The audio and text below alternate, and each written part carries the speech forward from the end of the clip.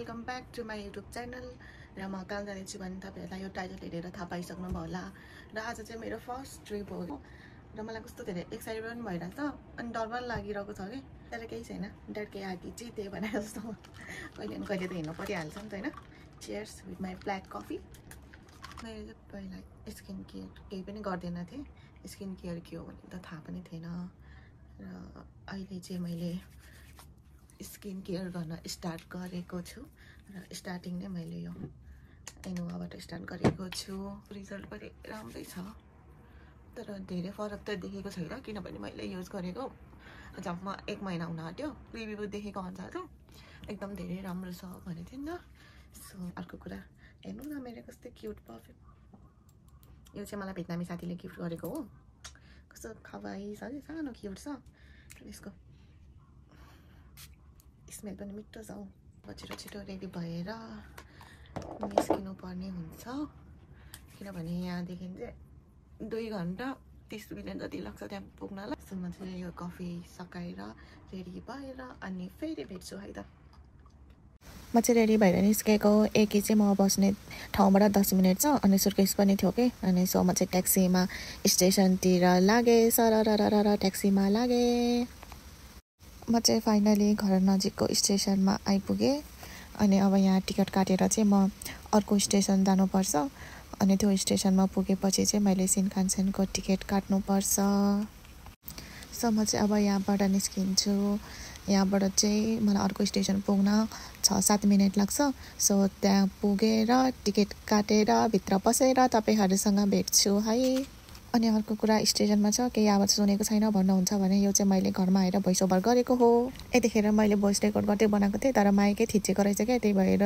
Sound नै record भएन छ त्यही भएर मैले चाहिँ यो घरमा आएर भोइस रेकर्ड गरेको हो सो यहाँनिर चाहिँ केही साउन्ड सुन्नु हुँदैन म चाहिँ सिनकानसेन चढ्ने ठाउँमा आइपुगेँ तर यति धेरै लाइन थियो कि मेरो टाइमवाला सिनकानसेन नै छुट्यो क्या सो 1 घन्टा पछिको टिकट पाएँ त्यही भएर म चाहिँ सिनकानसेनको वेट गरिरहेको छु अनि एक्लै पर्खेर बस्दा त कस्तो अल्छी लाग्ने के साथीभाइ पनि गफ गर्दै बस्नुहुन्थ्यो नि त तर एक्सपिरियन्स चाहिँ एकदम मजा भइरहेको छ सुरुमै यस्तो भइरहेको छ अब पछि हेरौँ के हुँदै गर्छ र मेरो सिनकानसेन पनि आयो र म चाहिँ फाइनली मेरो सिटमा आएर बसेँ र म चाहिँ यहाँ क्यामेरा चेक गर्दैछु अनि के अघि त म कस्तो धेरै प्यानिक भएको के भएको हो भने एउटा ठाउँमा चाहिँ म वेट गरिरहेको थिएँ क्या लाइक 1 घन्टासम्म एउटा ठाउँमा वेट गरिरहेको थिएँ अनि सिनकानसेन आउने टाइम भएपछि त अनि यो ठाउँ त होइन भन्थ्यो क्या म त अनि कस्तो प्यानिक भएको कि लास्टमा चाहिँ ठ्याक्क त्यसको खान टाइम आई मिन ठ्याक्क त्यसको अपोजिट साइडमा म बसेको रहेछु यो त अनि अपोजिट साइडमा हो नि भनेर भन्यो क्या अनि म त कस्तो हतार अपोजिट साइडमा गएको होइन जम्मा 1 मिनट मात्र थियो भने 1 मिनट मात्र थियो अनि कस्तो प्यानिक भएको ला अब मेरो यो सिनकानसेन पनि छुट्ने भयो यो सिनकानसेन छुटेपछि त मैले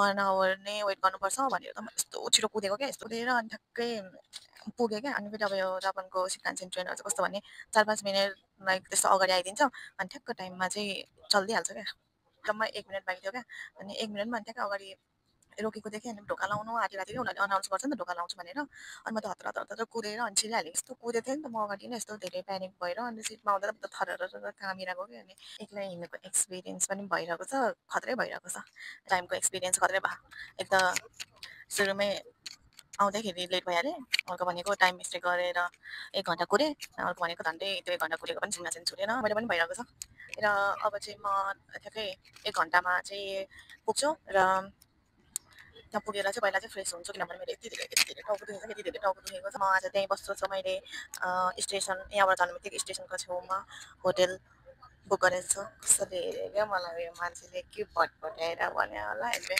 म झरेर सिधै होटल जान्छु अनि त्यहाँबाट फ्रेस भएर तपाईँहरूसँग फेरि भेट्छु है र यदि नयाँ हुनुहुन्छ भने चाहिँ मेरो युट्युब च्यानलमा सब्सक्राइब गरिदिनु होला है मैले कति दुःख गरेर भिडियो बनाएको छु यार अनि त्यसपछि के गर्छु भनेर भिडियो चाहिँ लास्टसम्म नै हेरिदिनु होला भनेर विनम्र अनुरोध गर्दछु म चाहिँ रुम आइपुगेँ ले बसेको नि त सानो चाहिँ टिक्क परेको रुम चाहिँ मेरो साथी एक्लै आएको भएर यो चाहिँ मेरो साथी हो जहाँ जान बेला नै यसले चाहिँ मैले ब्लग बनाउँछु म चाहिँ फ्रेस भएर एकछिन बाहिर निस्किन आँटेको तर कस्तो धेरै पानी परेको छ कि सो अब एकछिनमा कहाँ जान्छु भनेर तपाईँहरूलाई पनि देखाउँछु सो यही हो ल है अब घुम्न हिँडेको कस्तो अर्को लाग्यो अनि कस्तो धेरै जाडो रहेछ क्या अनि पानी पनि परेको अनि सो यो सर्ट लगाइहालेँ माथिबाट। म चाहिँ निस्किन आँटेको, म रेडी पनि भइसकेँ। ल जाउँ कहाँ जान्छौँ के गर्छौँ भनेर हेर्दै जानु होला। रुमको सफाइ भइरहेको छ, पानी परेछ। कस्तो यहाँको होटल सानो रुम थियो क्या, चिटिक्क परेको। अनि सबभन्दा नजिक स्टेसनको नजिक नै यही थियो। अनि सो यहाँदेखि 5 मिनट हो कि हिँडेर स्टेसन, त्यही भएर यहाँनिर लिएको। आउटफिट चेक गरौँ गाइस, आउटफिट चेक। यो है त मेरो घुम्ने आउटफिट। एक्लै हो, झाङराङ झुरुङ लाएर हिँड्दा पनि केही फरक पर्दैन।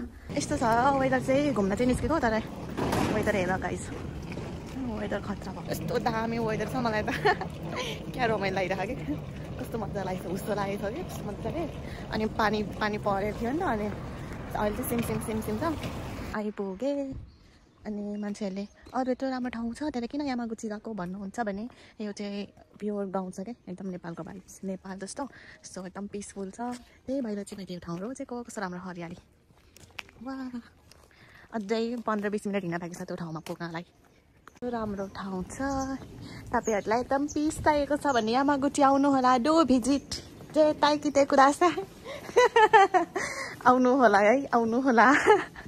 यस्तो गाउँ छ क्या। स्टेसनबाट हिँडेर थाकेँ। अझै आधी घन्टा लाग्छ होला हौ त्यो माथि पुग्नलाई। तर एकदमै पिस खतरा छ क्या। गाउने गाउँदैमा आज वेदर पनि यस्तो राम्रो भएछ, पानी परेर शीतल भएको छ। वाह हेर्नु न यहाँ यस्तो राम्रो हो क्या। फाइनली म आइपुगेँ गाइस यहाँ। यत्रो हिँडेर यहाँ हेर्नु न, यहाँ चाहिँ यस्तो दामी छ क्या। फाइनली आइपुगेँ। टिकट बोकेर हिँडेको हौ।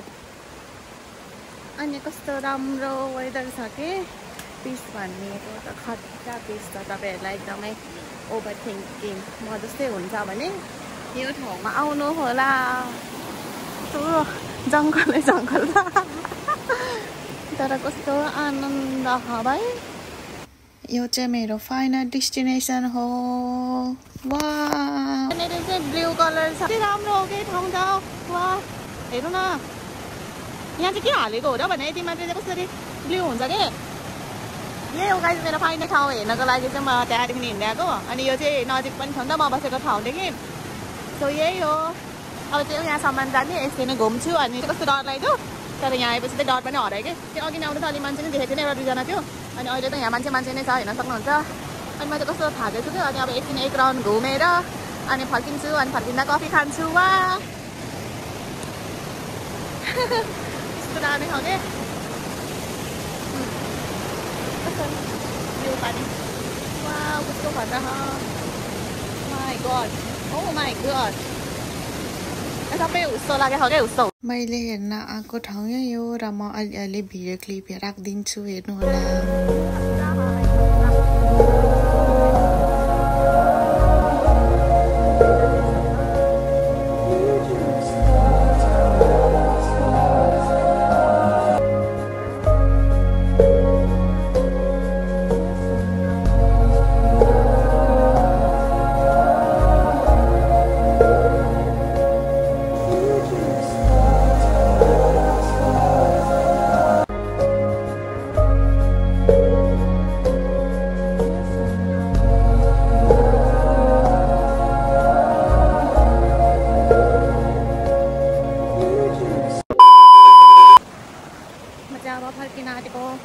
घुमेर फर्क्यौँ। अब त्यहाँ अगाडि गएर के खान्छौँ, भोक लागेको छ एकदम।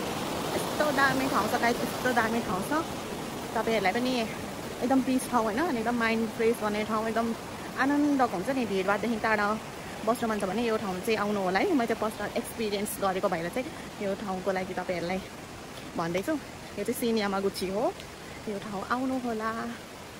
भोक लागेको अब हिँड्दा थाकेर आइसक्रिम खाने ठाउँमा छु।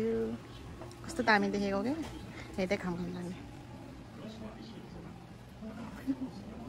कस्तो मिठो चिसो हो भाइ। मैले चाहिँ खानु आँटेको चकोलेटो वेट गरिरहेको छु। त्यहाँ रेडी हुँदैछ आइसक्रिम हो। मलाई भोक लागेर खाना खानलाई पर्खेको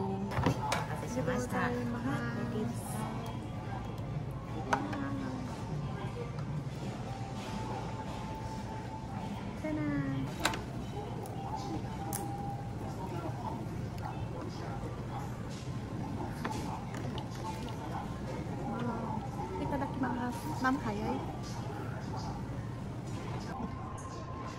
खाना खाने ठाउँले यहाँनिर रहेछ खाना खाएर मात्रै निस्किसकेँ अनि यहाँ के रहेछ भनेर सरारा एक राउन्ड हेरौँ न डायमन्ड रहेछ यहाँ हेरेर निस्किन आँटेको पानी पनि रोकिसक्यो पेट पनि तन्न भयो अब हिँड्दै हिँड्दै जाने हिँड्दै गएँ आउँदा आउँदै मेरो मोबाइलको चार्जै सक्यो कि अनि सो म चाहिँ फाइनली रुम आइपुगेँ अब चाहिँ फ्रेस भएर सुत्छु अनि भोलि बिहान ब्रेकफास्ट छ सो ब्रेकफास्ट खान्छु अनि त्यसपछि back to Nagoya hi good morning guys अब चाहिँ म ब्रेकफास्ट खान आँटेको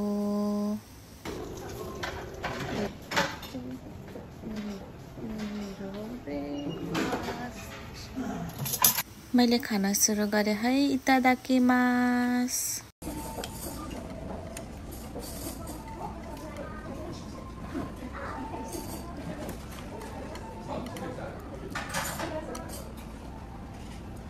मान्छेलाई कोही पनि छैन